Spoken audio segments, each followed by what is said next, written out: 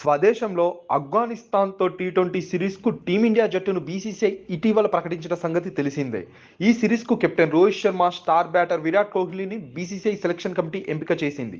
దీంతో ఈ ఏడాది జూన్‌లో అమెరికా, వెస్టిండీస్ వేదికగా జరగనున్న టీ20 ప్రపంచ కప్‌లో కూడా వీరిద్దరూ ఆడే అవకాశం ఉంది. ఇక టీ20 ప్రపంచ కప్‌నకు ముందు టీమిండియా ఆడే చివరి ద్వైపాక్షిక సిరీస్ ఇదే కానుండగా, ఆఫ్ఘనిస్తాన్‌తో జరగనున్న సిరీస్‌కు జట్టులో సీనియర్ ఆటగాడు కేఎల్ రాహుల్‌కు చోటు దక్కలేదు.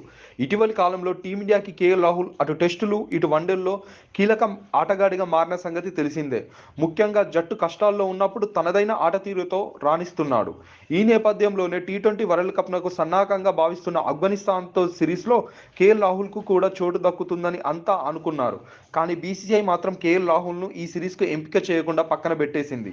అయితే ఇందుకు గల కారణాలను ఓసారి పరిశీలిస్తే కేఎల్ రాహుల్ తన టీ20 కెరీర్‌లో దాదాపుగా ఓపెనర్‌గానే బరిలోకి దిగాడు. మిడిల్ ఆర్డర్‌లో ఎప్పుడూ ఆడలేదు. ఇప్పుడు కేఎల్ రాహుల్‌కు చోటు దక్కకపోవడానికి ఇదే కారణమైందని క్రికెట్ విశ్లేషకులు అభిప్రాయపడుతున్నారు. ప్రస్తుతం ఉన్న టీమిండియాలో ఓపెనింగ్ స్లాట్‌లో విపరీతమైన పోటీ నెలకొంది. ఆఫ్ఘనిస్తాన్‌తో సిరీస్‌కు సీనియర్ ఓపెనర్ రోహిత్ శర్మతో పాటు శుభ్మన్ గిల్, యశస్వి జైస్వాల్‌ను ఎంపిక చేశారు.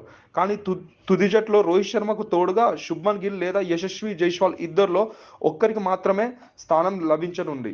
ఇక యువ ఆటగాళ్లు రుతురాజ్ గైక్వాడ్, ఇషాన్ కిషన్ కూడా ఓపెనింగ్ రేస్‌లోనే ఉన్నారు. ఈ కారణంతోనే కేఎల్ రాహుల్‌ను ఓపెనింగ్‌లో ఎంపిక చేయలేదని తెలుస్తుంది. అలాగే వికెట్ కీపర్‌గా ఎంపిక చేద్దామనుకున్న సంజు శాంసన్, జితేష్ శర్మ పోటీలో ఉన్నారు. దీంతో కేఎల్ రాహుల్‌ను ఈ సిరీస్‌లో అవకాశం దక్కలేదని క్రికెట్ విశ్లేషకులు చెబుతున్నారు. ప్రస్తుతం టీమిండియాలో ఉన్న పోటీ దృష్ట్యా కేఎల్ రాహుల్ టీ20 ప్రపంచ కప్‌లో కూడా చోటు దక్కకపోవచ్చనే వార్తలు వినిపిస్తున్నాయి.